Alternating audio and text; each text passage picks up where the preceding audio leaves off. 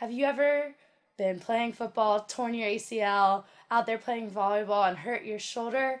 Well, have no fear. We've got a former men's volleyball player here himself. He was a two-time All-American and an NCAA champion. Now he's one of the most renowned surgeons here in California. Dr. Bill Stetson, thank you so much for being here with us today. Carolyn, it's my pleasure to be here in these beautiful studios on the USC campus.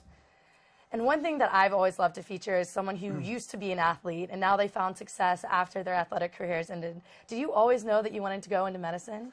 You know, Carolyn, I knew I wanted to be an orthopedic surgeon since I was 12. I really did. I did my first research paper on, I think I was 13, on meniscus tears.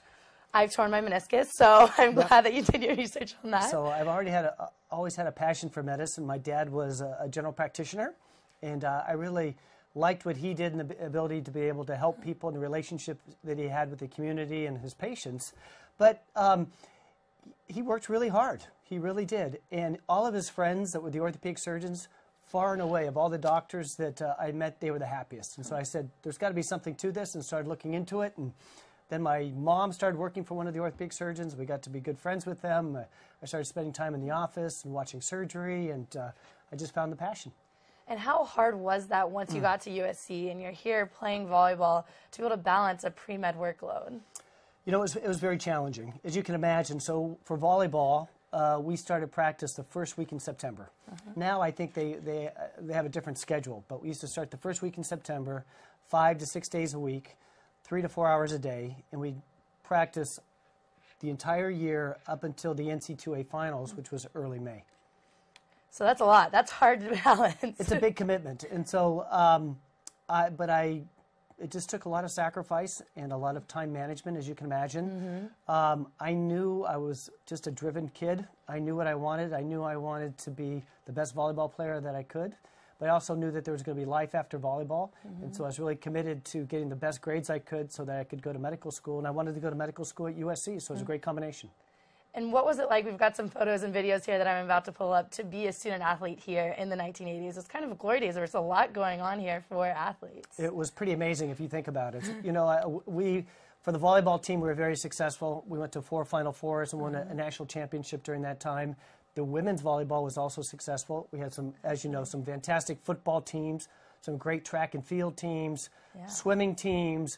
It was really, really quite something. And I guess we really just assumed that every team was going to be a champion. But as we know, that always doesn't happen. It was really quite something. And now you kind of got to keep with the volleyball tradition. You get to work with the U.S. volleyball teams as their doctor. What's that, being able to still have your passion for volleyball combined with your career? Yeah, it's really been a nice adventure, I would say. I got involved with the USA Volleyball about 15 years ago. And they used to be in Colorado Springs, and then they moved to Anaheim. It just made it easy for me to take care of them. So I take care of both the USA men's and women's teams, and I was able to accompany them to the London Olympics in 2012. And what was that experience like? You know, it was quite something, quite something. But it was a lot of time away from my family. I have a young family, and being away was a little bit difficult, but I knew it was my wife and I made that commitment, and we made the sacrifices for it, and so did my family. But it was really something. It was quite a great experience. How do you feel now that you're able to combine your knowledge of being an athlete and being a collegiate athlete with these professional athletes that play the same sport? Does that help you? Yeah, I think it does give me an advantage and hopefully a little bit of an edge. I understand where they're coming from, and for most of them, their sport is their passion, and they'll do anything they can to get back on that court, get back on that field. And I understand that. But I also understand the medical part and the orthopedic part, and I need to be able to get them back as quickly but as safely as possible. Has there ever been a time when you look back and say, oh, I wish I knew this then that I know now from your experiences? Oh, there's lots of things. I feel like everyone has them. Everybody, you know, I think as we get older, we get much wiser, you know. Definitely. But I think maybe it was good I wasn't so smart when I was younger. I was just determined, you know, and just determined and stubborn. And then as I got a little bit older, probably a little bit wiser and smarter. But it's really just been a great adventure. And now that you did kind of take that time off to go through medical school, what was it like getting back into volleyball? Were you missing the glory days when you were in college? You know, I did a little bit, but believe it or not, after college, I actually continued to play volleyball. I spent a couple of years in Europe playing volleyball. I took actually deferred my entrance to medical school for a year. Went to play professional volleyball in Germany. Came back. continued to play here in the United States. And you coached a little with USC, right? I did. I was the assistant coach with Bob Yoder for 2 years great. when I was a medical student. And so I balanced that, which was a lot of fun, but a lot of work. Wow. I can only imagine. But, you know, Bob's a great guy, and he was very understanding about my schedule. But I also continued to play on the beach and also indoors. We were the USA national champions for 5 years straight when I came back, and so it was a lot of fun. So I've always, volleyball and balancing my medical studies has always been something I've done. I'm surprised. I don't know how you do it. That seems impossible. Well, I just don't sleep much.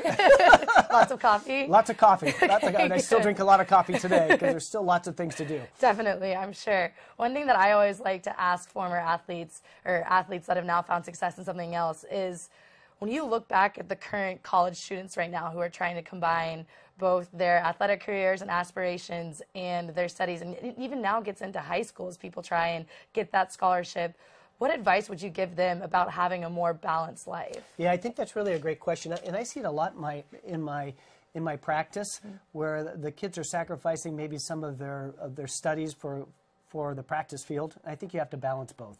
Not all of us are going to be professional athletes. There's very few of us that are going to get a scholarship to college. I think you use sports to build character, be part of a team, and build integrity. But it's really about your studies. And so I would tell parents out there, don't push your kids too hard in athletics. Create that balance for them. You don't want kids to burn out. We see a lot of kids, juniors and seniors in high school, they played sports since they were 6 because dad thought they were going to be the next Sandy Koufax, and maybe they aren't quite, you know. You really need to create that balance and have communication with your children. And what do you think is the hardest part about realizing that, hey, maybe my career is done. Maybe this is the time that my body's telling me that I can't do this anymore? That's a really tough one. That is a really tough one. And we see it with a lot of athletes. I know I felt it for myself.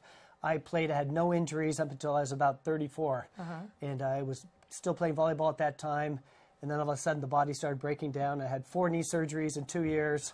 So a lot of stuff. It just happens. I think you just have to prepare yourself. Know that you're not going to play forever, but keep yourself in the best shape possible, because you can continue to play even after you stop playing competitively. And staying in shape is really important.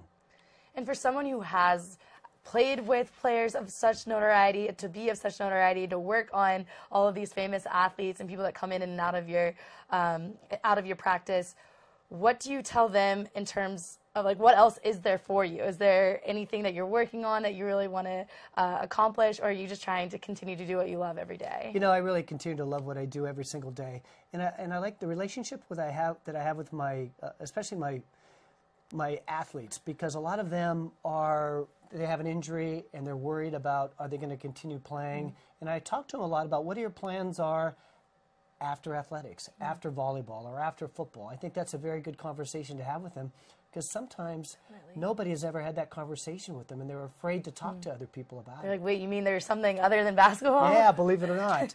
And so I enjoy that. I enjoy having that discussion with them, and I tell them I'm always available if they need to talk to me about different options after their career. And I can tell you about a half a dozen of my athletes, after they have retired, I've helped them get interviews and jobs in the healthcare industry and in other arenas. So I really enjoy that. That's so important. Thank you so much for coming here and for spending the time today. I've really been fascinated with learning everything. I know I tore my ACL playing basketball my senior year. Our team went on to win its first ever state championship. As I sat on the bench, the glory for me was that was the first day I could walk after crutches. But I'm sure, as you've seen from the people you've treated, you don't walk very well when you first get on crutches. No, you don't. But so you've experienced those injuries firsthand. You know how difficult it is, and the rehab and the emotional drain it does on any athlete who gets injured. And I hopefully be able to, treat these patients, treat these athletes, and get them back on the field and get them back productive athletes. So much of it is mental too, which I hear you saying, and that's the most important part, is to not only fix them physically, but to be able to help them go out there and be able to play at the same level they were, and not let them think, oh, I don't want to make that move because it's going to tear my ACL again, or it's exactly. We want to, if we have to do surgery on them, we want to rehab them and give them the best surgery possible, so they don't have to worry about injuring that knee or other body part again. Great. Well, thank you, Dr. Stetson, for being here today. And I'm Caroline Isley from the Annenberg School of Communication and Journalism.